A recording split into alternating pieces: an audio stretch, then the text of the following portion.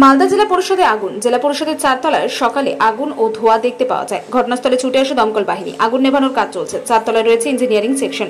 একাধিক গুরুত্বপূর্ণ নথিপত্র রয়েছে সেখানে। বিদ্যুতের শর্ট সার্কিট থেকে আগুন নাকি এসি মেশিন সংক্রান্ত সমস্যা তা এখনো স্পষ্ট নয়।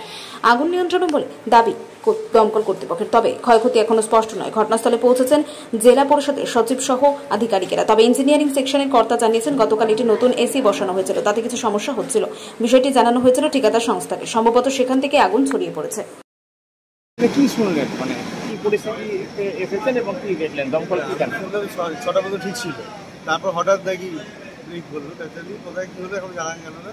দেখা যাচ্ছে এটা কোন ফ্লোর, কি তলা, কি আছে, কি আছে ওখানে? Engineering section, software engineering section. বিদ্যুতের কি কোনো সমস্যা রয়েছে? কোনো সমস্যা ছিল না। হঠাৎ অ্যাক্সিডেন্ট। কালকে তো সন্ধ্যা পর্যন্ত অ্যাজ ইউজুয়াল, কালকে আছে 6:30 পর্যন্ত ঠিক ছিল, সকাল পর্যন্ত।